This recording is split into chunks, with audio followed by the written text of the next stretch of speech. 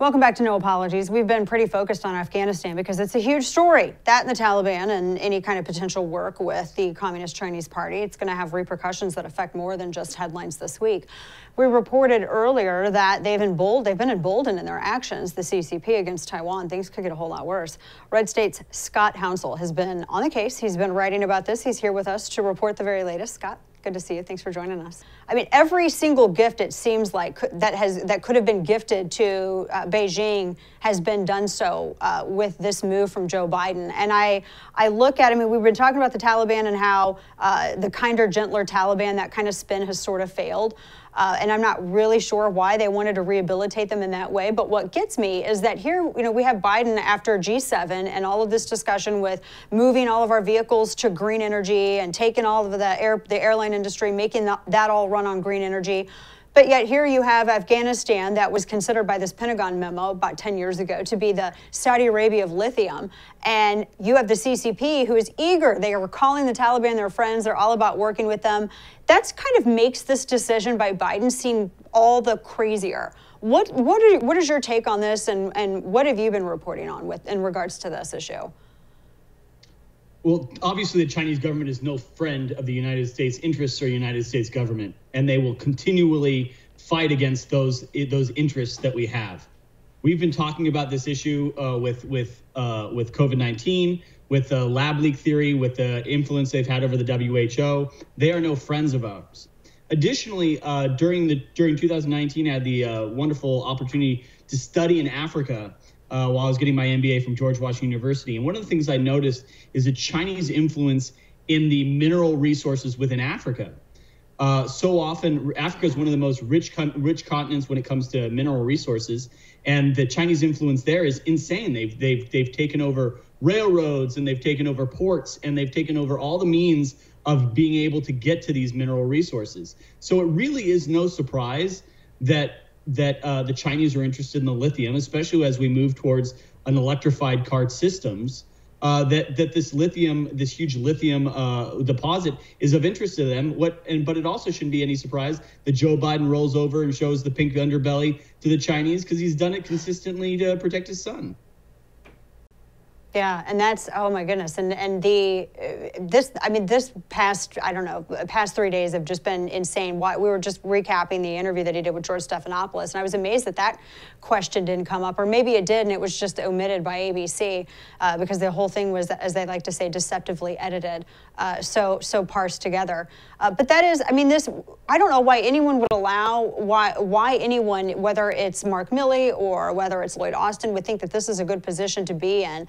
And I can't imagine that there weren't any objections from those departments to the President of the United States or within the cabinet, especially considering the disaster with China and Wuhan and the lab leak and coronavirus and everything it did to not just our economy but to the world.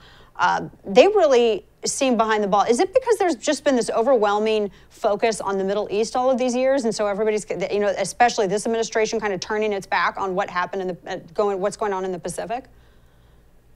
I think that it's multiple fold. I mean, if we look at the fact that the United States government has been rolling over the Chinese for years. I mean, we talk about in October of last year, Jennifer Van Laar and I were reported on a lot of the business dealings that Hunter Biden was involved in. Hennages, which is an auto manufacturer in the United States, which provided anti-vibration technology for the the F-35 Joint Strike Fighter, our F-35 program, was bought out by AVIC, a Chinese military agency that is basically their Boeing, but it's obviously state-owned. They make all of their fighters and everything else over there. They bought Hennages in 2015. This was approved by the Obama administration.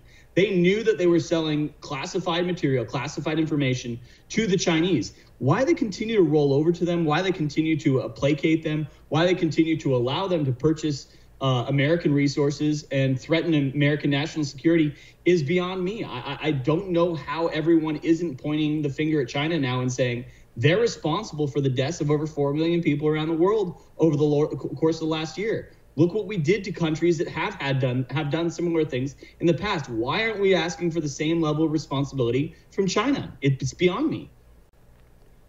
And I can imagine, Scott, too, that instead of having more sanctions go towards China because of whatever we discover, if we're ever actually able, or this administration shows an interest in getting to the bottom of how this pandemic became what it was, considering our tax dollars went towards the lab that was apparently studying gain of function that Anthony Fauci was denying. But what gets me is it seems like we're going to move if this is the trajectory, if this continues, and the Chinese are able to make a deal with the kinder, gentler Taliban, as I know that Democrats would like to present them as. It seems like then we would have to do business with them instead of levying sanctions on them at this point. Your thought? Yeah, obviously I was not a huge fan of the idea of negotiating with the Taliban, but at least to get something out of them or some sort of guarantees in response to Trump's offer for peace with the Taliban. But the fact that we got nothing out of it, and we had the images of people falling off the bottom of American aircraft as they're taking off out of Kabul, all the things that we've been seeing that are coming out of this is not, it doesn't honor the sacrifice Americans made to provide the peace and security of the country. The idea that we were ever going to fully pull out of Afghanistan was kind of a misnomer. We're still in Japan. We're still in Germany. We're still in Korea. We have been in all these places for years and decades.